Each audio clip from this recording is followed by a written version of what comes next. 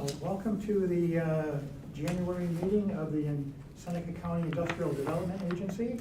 We do have a quorum, so we'll get going with the agenda. First item on the agenda is election of officers for 2024.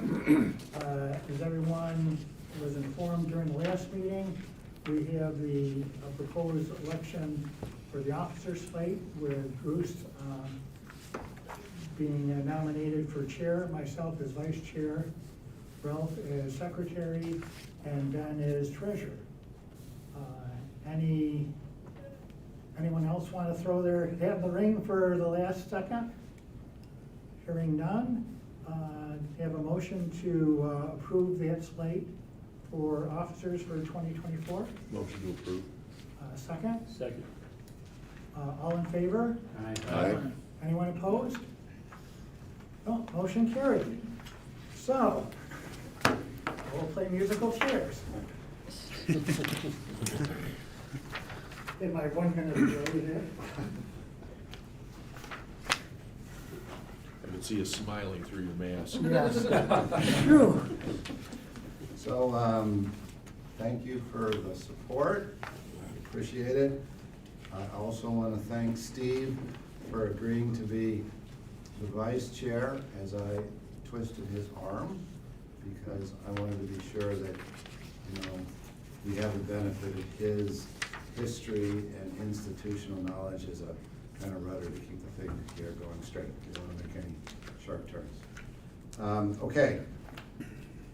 Next on the agenda, we have the minutes from the last meeting. We have a motion to accept the minutes from the last meeting. Motion to accept. Ben, thank you. A second? Yeah, I'll second. Is there any discussion, changes, amendments? All in favor? Aye.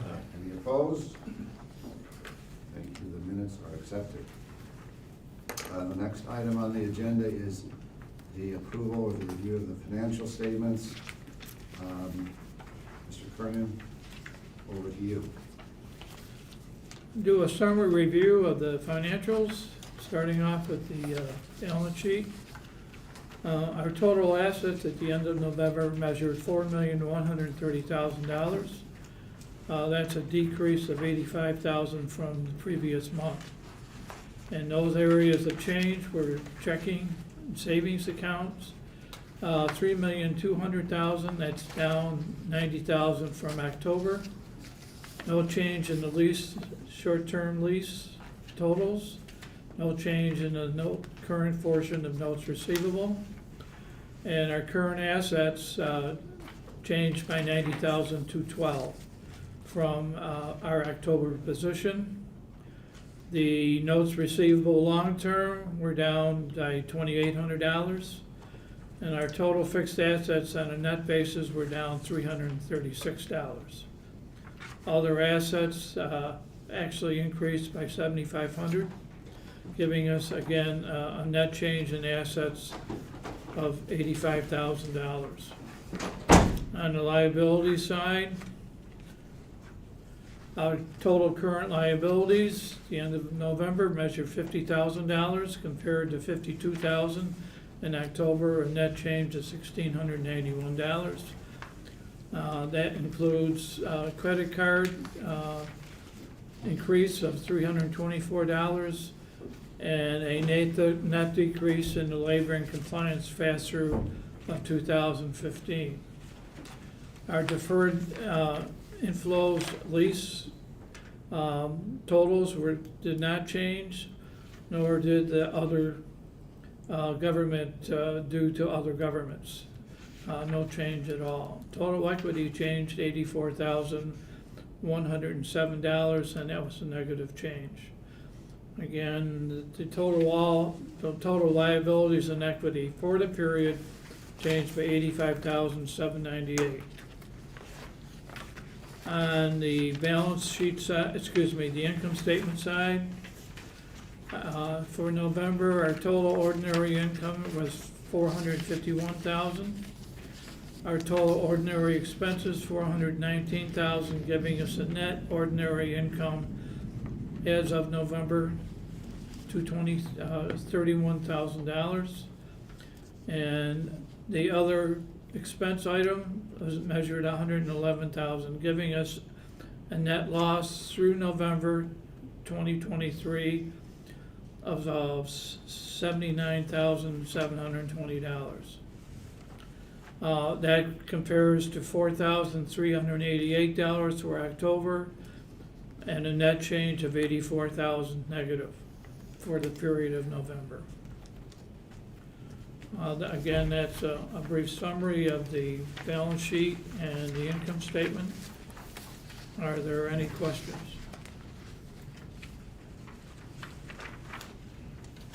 The packet also includes notes regarding the November financials, along with the balance sheet, P&L statement, and the trial balance, which reflects the two periods of November and October.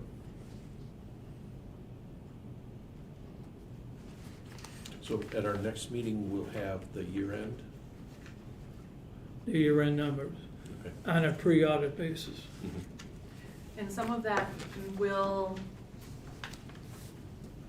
possibly even change officially after year end. So one of the things I'll note that most of you are aware of, we had a grant from Empire State Development. It's approximately 93,000 remaining in that, which is gonna be used to cover a portion of the Willard study. We also had 20,000 come in from ARPA funds from the county to help support the study. Our November statement does not reflect either of those incomes. The December statement will show the funds from ARPA, because we did receive Did it already those. reflect the expenses? It already reflected the expenses. So Right. that's why you're seeing the Yeah, negative that's what I net thought. income right now, so that's Right. gonna Yep. pop back up a little bit. We will also be booking, we haven't received yet the check from the state in terms of reimbursement for the grant. We have accounted for it as a receivable, but we are expecting that to come in at some point in the near future. How much was that one? That was about the 93,000, that's the remainder of our grant to pay out. Okay. So the dynamics of December affects these numbers dramatically, so. Yeah, so you'll see both of And in a those log positive to manner. December, but the, Right. you Yeah. know, Yep. Do we have any questions, further questions? Do we have a motion to approve the November financial statement? Motion. Second. Second, is there any discussion? All in favor? Aye. Any opposed? We have passed the financial statements. Next item, the IDA board member annual disclosure forms. Those of you who've been here have seen these before, but it looks like this, it's in your packet. Simply there to let the world know who you are and whether other affiliations you may have. And we need those today, Kelly, if possible. If possible, it'd be nice. Before March will be good. Great, thank you. The next item, the resolutions required for audit. These are in two groups. They look like this in your packet. Group one, I have this correct, is to designate our banking institutions. On this page, you'll see them: Chemung Canal Trust, M&T, Generations Commercial, Community Bank, Five Star Bank, Lions, National Bank, and Savannah Bank. We will need a motion to approve the designation of banking institutions. Yeah, I'll make the motion. Thank you, Steve. Second. Second, Ben, thank you. This requires a roll call vote. Kelly? Mr. Russo? Yes. Mr. Guthrie? Yes. Mr. Kime? Abstain? Mr. Bruce Murray? Yes. Mr. Shipley? Yes. Mr. Brownell? Yes. Mr. Lot? Yes. Mr. Tom Murray and Mr. Kircher absent, motion carried. Okay, the next set of resolutions are in a group. They are number 2 for signatories of checks, chairman, vice chairman, secretary, treasurer, executive director, and chief financial officer. The next resolution is for designating the legal counsel and bond counsel. That would be the Halpin Law Firm. The next is the designation of accountant bookkeeper. Dermody Burke and Brown as the accountant. Eleanor Beatty as bookkeeper. Number 5, the designation of auditor. Raymond Wager. And MMB, Mendel, Metzger, and Barr. And then number 6 is the appointment of Sarah R. Davis as the IDA's chief executive officer. We'll be taking those. Was one more. Okay, chief financial officer Robert Kearney. Do we have a motion to accept these resolutions? So moved. Jeff, thank you. I'll second. And thank you. Again, a roll call, Kelly. Mr. Bruso? Yes. Mr. Guthrie? Yes. Mr. Keim? Yes. Mr. Bruce Murray? Yes. Mr. Shipley? Yes. Mr. Brownell? Yes. Mr. Lot? Yes. Mr. Tom Murray, Mr. Kircher, absent, motion carried. Thank you, Jeff. Bring us up to date. Sure, Bruce. A couple things that we are really excited at the Chamber to launch for the new year for many of our partners and tourism partners as well as business partners. One is it's new technology that will enable the Chamber to basically pull data from the internet and transfer that to our, get that information compiled and put that onto our site as a community event calendar.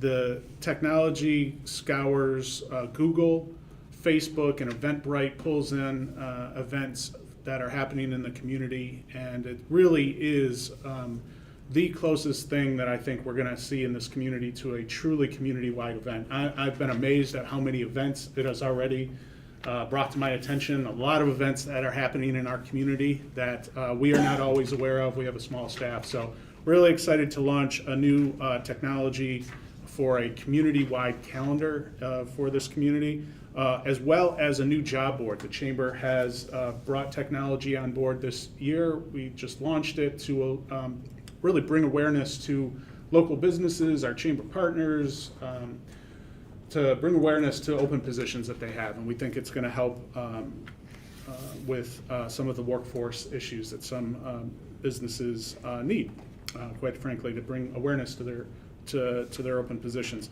And then the last thing I'll mention is the Chamber every year holds our organization's largest event, which is the Chamber Annual Dinner Meeting and Community Awards presentation. It's a great way to network with the leaders of our community, our business sector, as well as the public sector. This year we're giving away 3 awards that have been voted on by our community. The project of the year will go to the Northeast College of Health Sciences for a new degree program that they have implementing this year, as well as some of the work that some of the upgrades that they've made to their facility itself. So we're really excited about Northeast College of Health Sciences. The humanitarian of the year will go posthumously to Menzo Case for the work that Menzo has done in our community over the last years. And the business of the year will go to Lions National Bank. So we're really excited to honor these recipients at the upcoming awards in January 18th at Ventosa is when that session will be. That's all we have. Any questions for Jeff? Do you have to have, is there like a form to get into that? RSVP would be to the RSVP. Chamber of Commerce. Okay. Just call our office, email us, we'll get you in. Then does it cost? There is a cost. It's members. It's like $100. There's a member, non-member price, but call our office. We'll be happy to go over all the particulars. It's a big event, you wanna be there. I get that. Thank you. No, I'm serious. Thank you. I'm not kidding. Okay, Ernie, anything to report from the Board of Supervisors? Not just that we had a reorganizational meeting last night. Chairman got reelected, Enslow. I got reelected as a majority leader, or not reelected, but elected. Some other changes, so by next month you'll have committees. And there's these are 2-year terms for the first time? Yes, it's the first time for the 2-year terms. And people came in and learned, and you have a couple of years to do it, so. Got some new thoughts and things like that. Getting the committees together. So next month, I'm hoping to keep moving. Very good. Thank you, Ernie. And other business, anyone have other business they'd like to bring to the table? I have a few items. So last month in your packet, you all received a sheet that laid out what our schedule of board meetings is for this year. We did make one change to that, so there is an updated page over here on the table if anybody wants a physical copy. We changed the March meeting date. So originally it was set for March 28th, so we've moved it up a week to be March 21st. That's mostly so that, as you all know, in March we have to do our annual audit approval. Our deadline to get that posted online for state reporting is at the end of March, and we wanted to give ourselves more of a buffer than, 2 days. So that is the reason for the change. We've already had a pre-audit meeting with our audit team to ensure that we could meet deadlines and hopefully have a much smoother process this year than we did last year. So we're, pretty confident moving forward that the schedule we've set out is, not gonna be an issue. Did you have any business you wanted to discuss today, Bruce? A little, I guess. So on the expectation I'd be sitting here, I had to begin to think a little bit about what kind of first steps I might consider going forward. One of them I would like to make sort of a commitment to is meeting with every member of the Board of Supervisors to sit down and get a better understanding of what exactly their priorities were with respect to the IDA. There are a couple new faces there that I think have not had any history to speak of with the IDA. You've got Luke Latini in the town of Lodi, and you've got Frank Schnitter in Seneca Falls, and you've also got a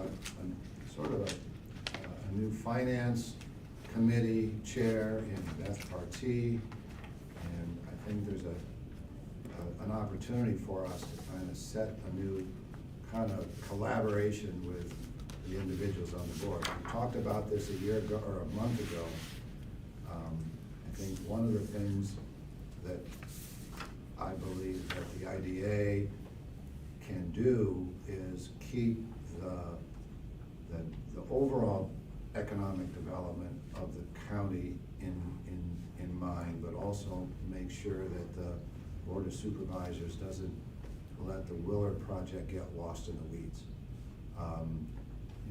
There's on the Willard project, there's kind of a short timetable when the state decides to sort of end its funding of the operational expenses sometime 10 months from now in November. And so in order to get everything done that needs to get done, I think someone has to hold someone's feet to the fire. And as an organization, I think that's still within our mandate to do that. I'd also like to meet with the town tax assessors. That's another point of friction potentially that the IDA has run into, where maybe the rationale for some of the tax breaks that flow through aren't well understood. And so between now and say the end of the first quarter, April 1st, I'm gonna wanna hold those meetings. I'd like members of the IDA staff alongside so that we all hear the same thing from the same people and move forward. That's kind of, for me, the top of the agenda at the moment, is to, I'm a new face for most all of them, not all of them, but most all of them. And we want to get off on the right foot. With that, anything else? I'm duly noted. Can I ask a question? Sure. Our board meetings, even before when I was on the board years ago here, we always met at noon time. For me, that is very hard, because you go out, you work all morning, get filthy, gotta take a shower, gotta get changed. I mean, this meeting lasted an hour, hour and a half, but I wound up killing 3 hours. Can we go to a morning meeting, like start at? I don't know, you 6? guys can- No, not 6. I'm not. That'd be great for me. I'm not an early person, but I'm thinking, you guys get in here at 9 in the morning, you get here at 9, 8? I mean, could we have a morning meeting instead of a noon meeting? We don't get lunches anymore here, so that's not a big deal. So, that's just my. For us as staff, we can be accommodating of that. I will say that, the only difficulty with Thursday mornings is I want to protect the 10 a.m. time slot that we've always historically had weekly for One Seneca, because that community group continues to meet and we're a part of that, and I think it's important that those people continue to interact regularly. So as long as we can do something that's either before that, or whatnot, I just want to make sure that we try to protect that, especially because Jeff is on our board and runs those meetings. We participate, and sort of without our two organizations, that means it doesn't happen. So I don't want us to interfere with that other group. Does it have to be on the first Thursday? Could we go to the first Wednesday or the first Friday? I mean. Yeah, Wednesday would work better for Thursday. Frankly, mornings for me, that's, all my meetings and everything are in the morning. They usually start really early. And I joke about 6, but they start early.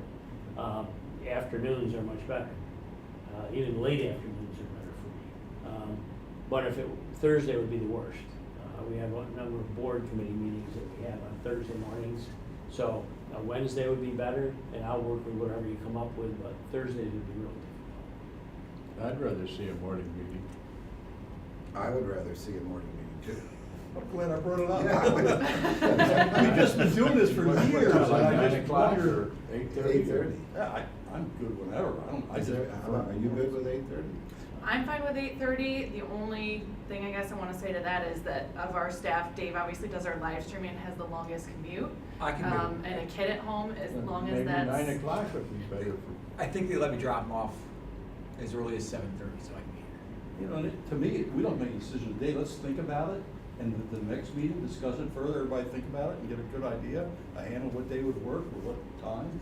Okay, we'll make a note of that for a vote next time. Because I In the like meantime, maybe we can circulate some emails and just try to figure out what people's schedules look like. But if Wednesday mornings are generally okay with everybody, then we'll look at that, and next month we'll have a more firm suggestion on time. Okay? Anything else? Anyone? Okay, I understand there is at least one item that we will want to cover in executive session, and so I request a motion to enter into executive session under Public Officers Law, Article 7, Section 105, for discussion on the proposed acquisition, sale, or lease of real property where publicity could substantially affect the value thereof. A motion, please. So move. Second. All in favor? Aye.